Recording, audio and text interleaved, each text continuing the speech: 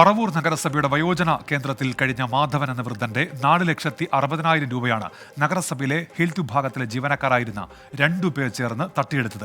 ഒരിക്കലും പിടിക്കപ്പെടില്ല എന്ന് കരുതി ചെയ്ത കള്ളത്തരം പിടിക്കപ്പെട്ടതോടെ രാത്രിക്ക് രാത്രി പണം മാധവന്റെ വീട്ടിൽ കൊണ്ടുകൊടുത്ത് മാപ്പ് പറഞ്ഞ് 2 പേരും തടിയൂരി.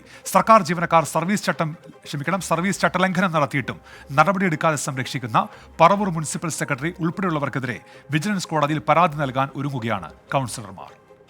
മോഷണം നടത്തിയ കള്ളൻ കള്ളത്തരം പിടികൂടി കഴിയുമ്പോൾ മോഷണം മുതൽ തിരികെ കൊടുത്താൽ കുറ്റമില്ലാതാകുമോ? ഇതുപോലെയാണ് പറവൂർ നഗരസഭയിലെ ഹെൽത്ത് വിഭാഗത്തിൽ ജോലി ചെയ്ത 2 ഉദ്യോഗസ്ഥരെ സംരക്ഷിക്കാൻ ശ്രമം നടക്കുന്നത്. 2 പേരും ചേർന്ന് പറവൂരിലെ വയോജന മന്ദിരത്തിൽ കഴിഞ്ഞ ഒരു വൃദ്ധന്റെ 4,60,000 രൂപയാണ് മോഷ്ടിച്ചത്. ഇപ്പോൾ കേസില്ലാതാക്കാൻ ഉദ്യോഗസ്ഥരെ സഹായിക്കാൻ എത്തിയവരുമെല്ലാം കൂടി വൃദ്ധന്റെ കാല് പിടിക്കുകയാണ്. ഒരു മാധവന്റെ മാത്രമല്ല, പരിശോധിച്ചു കഴിഞ്ഞാൽ പറവൂർ നഗരസഭയുടെ വയോജന സംരക്ഷണ കേന്ദ്രത്തിൽ കഴിഞ്ഞ ഒരുപാട് പേരുടെ വാർദ്ധക്യകാല പെൻഷൻ പോലും അടിച്ചു മാറ്റിയിട്ടുണ്ടാകും ഈ 2 ഉദ്യോഗസ്ഥർ. ഈ വിഷയത്തിലും അന്വേഷണം വേണമെന്ന് കൗൺസിലർമാർ പറവൂർ നഗരസഭയുടെ കൗൺസിൽ യോഗത്തിൽ ആവശ്യം ഉന്നയിച്ചു കഴിഞ്ഞു. മാധവനെ തിരക്കി ബന്ധുക്കളാരും വരില്ല എന്ന് കരുതിയാണ് ആരോഗ്യ വിഭാഗത്തിലെ 2 ജീവനക്കാർ ചേർന്ന് 4,60,000 രൂപ മോഷ്ടിച്ചത്. വിവരം പുറത്തറിഞ്ഞതോടെ മോഷണം മുതൽ വീട്ടിലെത്തിച്ച് മാപ്പ് പറഞ്ഞ് തടി തപ്പി.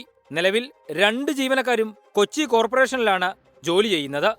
അതിനെ കുടപിടിച്ച് അതെങ്ങനെ മറച്ചുവെച്ച് അവരെ എങ്ങനെ സംരക്ഷിക്കാമെന്നാണ്, നിയമങ്ങളെ എങ്ങനെ പരസ്യമായി വെല്ലുവിളിക്കുന്ന സമീപനമാണ് ഇവിടെയുള്ള സെക്രട്ടറി അടക്കമുള്ള ആളുകൾ സ്വീകരിക്കുന്നത്. ആ നടപടികളുമായി മുന്നോട്ട് പോയാൽ ബഹുമാന്യനായ മുനിസിപ്പൽ സെക്രട്ടറി അടക്കമുള്ള ആളുകൾക്കെതിരായ വിജിലൻസിൽ പരാതി കൊടുക്കാനാണ് എന്റെ തീരുമാനം.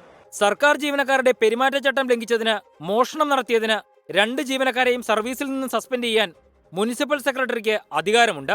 പക്ഷേ KAS-കാരനായ പറവൂർ നഗരസഭാ സെക്രട്ടറിയും ഈ അഴിമതിക്കാരായ 2 ഉദ്യോഗസ്ഥരെയും സംരക്ഷിക്കുകയാണ്.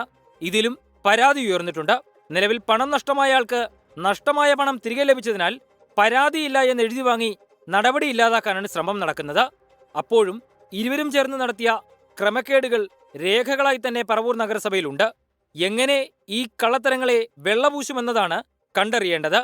യൂണിയനുകളുടെ സംരക്ഷണമുണ്ട് എന്ന് കരുതി ഇത്തരം ഉദ്യോഗസ്ഥരെ പൊതുജനങ്ങൾ സഹിക്കണമെന്നുകൂടി പറവൂർ നഗരസഭ പറയരുതെന്നതാണ് നഗരത്തിലെ ജനങ്ങൾ പറയുന്നത്.